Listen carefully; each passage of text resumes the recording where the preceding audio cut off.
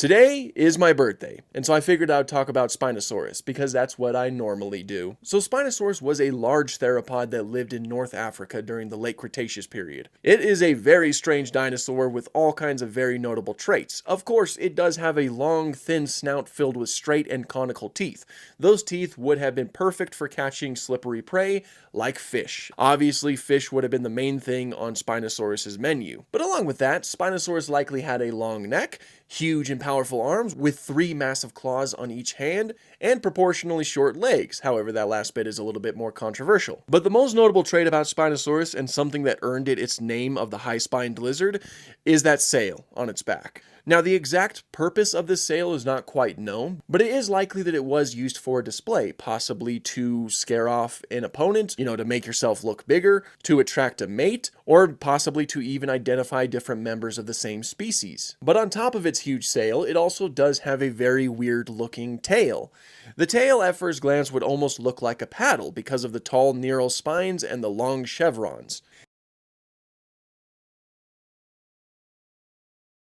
In fact, many had assumed that it would use its tail like a paddle to kind of like propel itself in the water. However, it's also worth mentioning that the tail is pretty similar to a basilisk lizard's tail, and basilisk lizards do not use their tail for swimming, rather they use their tails for display purposes. So it's possible that Spinosaurus would use its tail for the same reason. While we're on that topic, why don't we talk a little bit about the controversial topic that is Spinosaurus swimming.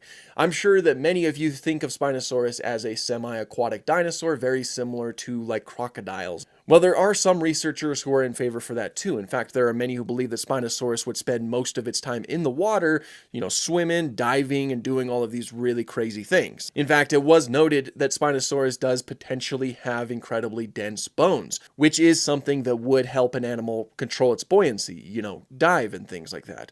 However, more recently this has been called into question, and other variables have been applied as well, such as the fact that Spinosaurus did still have air sacs running throughout its skeleton,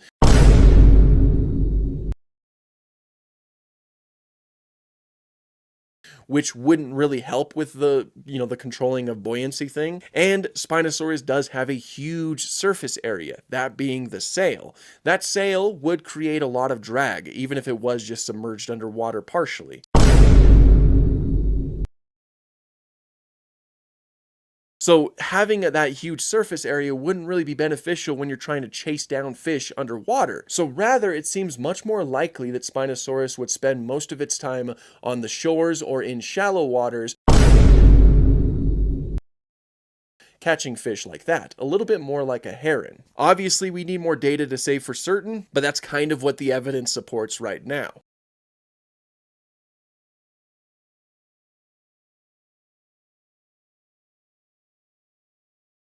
Question that I've gotten a lot is, what shape was Spinosaurus' sail? The reason why I get that question is because sometimes you see it have different shapes in like different artists will give it a different shape. The most common shapes are like the sort of half circle shape, the rounded shape, and also the sort of M shape. Well, the answer to what shape it had is unknown. A lot of it is just up to artist interpretation. Now, both of those are valid interpretations. Like it's possible that it had a rounded shape, and it's possible that it had an M shape or like a notch in its sail. This is something that I just recently found out because I've been listening to Spinosaur Tales, which by the way is a fantastic book so far. But it was brought up in that book that apparently sails with one peak are way more frequent than sails with 2 peaks. Take, for example, there are a few vertebrates in the fossil record that are known to have sails. There's Platyhystrix, there's Edaphosaurus, there's Arizonosaurus, and there's Dimetrodon. Do you notice anything similar about all of these animals? They all just have like a rounded sail, or they have one peak directly in the middle. Because that happens so frequently in the known sailed animals, there's a good chance that that's probably a little bit more likely for Spinosaurus. Now again, both interpretations are valid given the available data, but it just seems like the half circle shape is a little bit more likely than the M shape.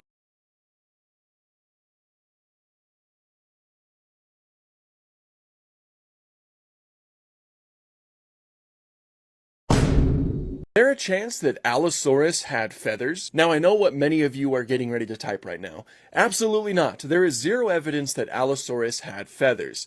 And you would be right.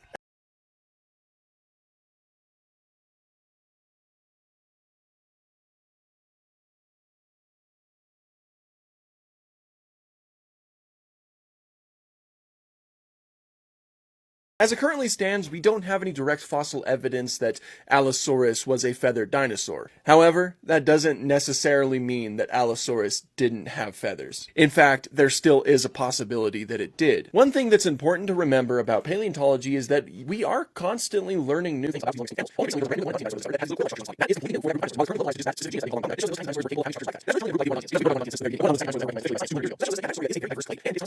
Now, does this mean that Allosaurus 100% did have feathers? No, of course it doesn't mean that either. It just means that it is possible, but we don't really know either way.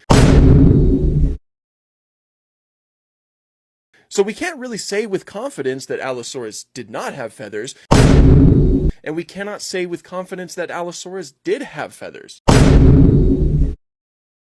It could really just be either way.